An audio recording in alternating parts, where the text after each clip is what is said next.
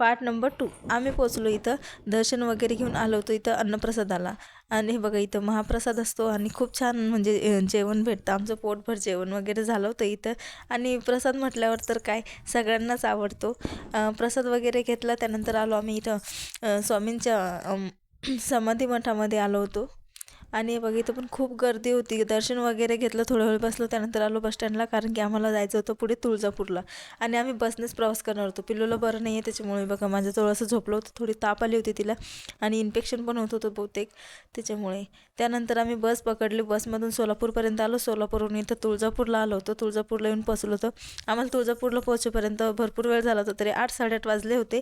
आणि बघा तुळजापूरमध्ये आल्यावर एकदम प्रसन्न वाटत होतं. असं वाटतही नव्हतं की आपण एवढा प्रवास करून आलेलो आहे म्हणून.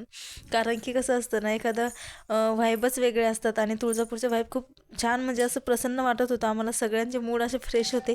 घरी जायचं म्हटलं तर सगळे असे हे झाले होते की आता जायचंच आहे घरी म्हणून, थकले. पण तुळजापूरला आल्यानंतर असं कोणालाच वाटलं नाही की आपण थकलं सारखं झालं आहे म्हणून. आणि सगळ्यांनी खूप एन्जॉय केला.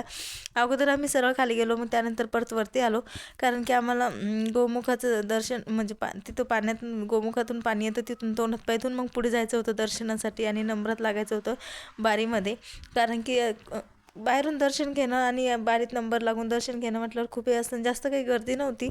आम्ही खूप एन्जॉय करत करत दर्शन घेत होतो. तर बघा इथं गोमुखातनं असं पाणी पडतं आणि त्यातून कोणी आंघोळ करतं, तर कोणी तोंडात पाय धुतं फक्त आणि पुढे दर्शनासाठी जातात. इथं महादेव, त्याच्यावर महादेवाच्या पिंडीवर मी अभिषेक केला पाणी टाकून. आणि बघा नंतर इथं पोचलो मंदिर परिसरामध्ये. तर बघा इतकं म्हणजे तेज आहेत ना मंदिरामध्ये, अरे बापरे, खूपच भारी वाटत होतं आम्हाला. तर मी खूप दिवसानंतर गेले होते आता. आणि इथं आई वगैरे सर्वेचे सर्व होते.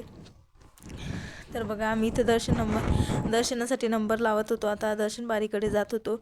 आम्ही गेलो तेव्हा जास्त काही गर्दी नव्हती. 8-8:30चा टाईम होता. पण जसं जसं आम्ही पुढे जात होतो तशी जास्त गर्दी होत होती. आणि पिल्लू बघा, पिल्लू तर तुळजापूरमध्ये आल्यावर एकदम फ्रेश झालं होतं. अक्कलकोटला होतं तेव्हा ती खूप जास्त असं वाटत होतं खूप आजारी झाली की काय, कारण की एकदमच गुंगून बसत होती शांत शांत. आणि झोपच आली सांगत होती सारखी सारखी त्याच्यामुळे.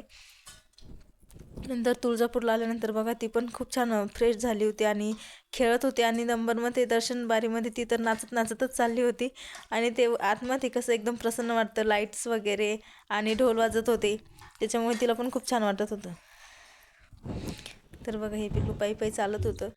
आता आम्ही दर्शन वगैरे घेतलं आणि ते बाकीचं सर्व मी तुम्हाला पार्ट 3 मध्ये दाखवते. तर बाय.